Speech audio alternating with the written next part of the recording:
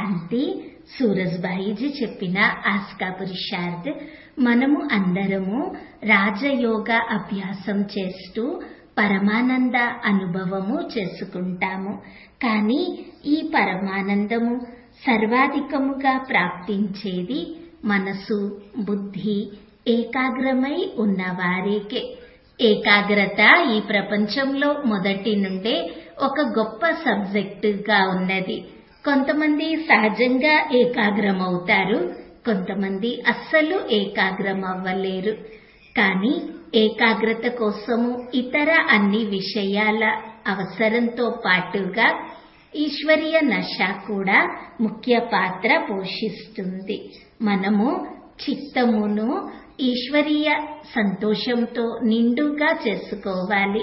బ్రహ్మబాబా సదా నశతో ఉండేవారు, నేను ఈశ్వరీయ విద్యార్థిని అని. ఇలా ఎంతో గొప్ప నశ ఉండేది. భవిష్యత్తులో నేనే నారాయణునిగా అవ్వాలి, విశ్వ మహారాజుగా అవ్వాలి అనే ఈశ్వరీయ నశ బాబాని వాస్తవంగా నిశ్చింత మహారాజుగా చేసినది. ఈశ్వరీయ ప్రేమలో నిమగ్నం చేసినది, ఏకాగ్రతలో సంపూర్ణంగా చేసినది. మనం కూడా ఈశ్వరీయ నశతో ఉండాలి. ఎవరు మమ్మల్ని చదివించడానికి వస్తున్నారు, ఎవరు సత్య జ్ఞానమును ఇస్తున్నారు? స్వయంగా భగవంతుడే ఉదయాన్నే పరమ శిక్షకునిగా అయ్యి మమ్మల్ని చదివించడానికి వస్తున్నారు. స్వయంగా భగవంతుడే చదివిస్తున్నారు. మేము ఈశ్వరీయ విద్యార్థులము.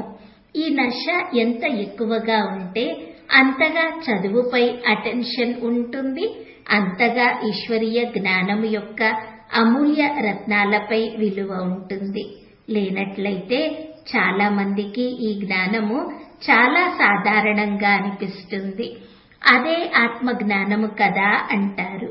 కానీ ఈశ్వరీయ నశతో ఉన్నప్పుడు ఈ జ్ఞానము చాలా గుహ్యముగా అనుభవం అవుతుంది.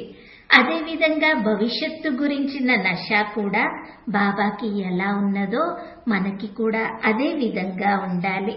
అంతేకాని ఏమవుతుందో ఏమో అనకూడదు. మనకి తెలుసు మనమే మహనీయ దేవతగా అవుతాము.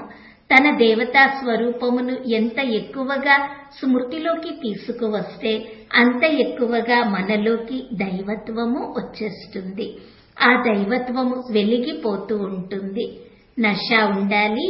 ఈ దేహము వదిలేస్తే నేను కూడా ఎంతో ఎంతో దివ్యతతో నిండిన పవిత్రతతో సంపన్న దేవతగా అవుతాను అని తన దేవతా స్వరూపము పదే పదే గుర్తు రావాలి.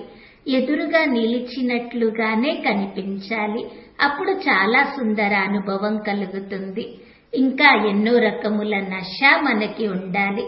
ఎవరు తోడు ఉన్నారు, ఎవరు నా జీవన నావకి నావికునిగా అయ్యారు, ఎవరు చెప్తున్నారు పిల్లలు భారమంతా నాకు ఇచ్చేసేయండి, నేను మీ తోడు ఉన్నాను అని. ఎవరు చెప్తున్నారు పిల్లలు మీరు చింతించకండి, నేను ఉన్నాను కదా, మీరు పూర్తిగా నిశ్చింత మహారాజుగా కండి అని. ఇలా ఈశ్వరీయ నశతో ఉండాలి. మాట్లాడిన మన మాటల ద్వారా మన ఈశ్వరీయ నశ ప్రత్యక్షంగా వెలిగిపోతూ ఉండాలి. అయితే అటెన్షన్ ఇవ్వాలి. ఈ నశ ఎంతో సూక్ష్మమైనది. కేవలం నోటితో చెప్పేది కాదు. పదే పదే ఇతరులకి మాకు భగవంతుడే లభించారు, భగవంతుడే మమ్మల్ని చదివిస్తున్నారు అని ఎక్కువగా చెప్పినా అందరూ అంత తేలికగా ఈ విషయమును స్వీకరించరేమో. కానీ మనము సూక్ష్మ రూపంగా ఎంతగా ఈ సంతోషంతో ఉంటామో అంతగా ముఖముపై ఒక వెలుగు వచ్చేస్తుంది, ఆత్మికత వచ్చేస్తుంది. కావున ఈ రోజంతా ఈ ఈశ్వరీయ సంతోషము అభ్యాసం చేద్దాము. 2 విషయాలు గుర్తుపెట్టుకుందాము. నేను ఈశ్వరీయ విద్యార్థిని, స్వయంగా భగవంతుడే నాకు సత్య జ్ఞానమును ఇచ్చారు.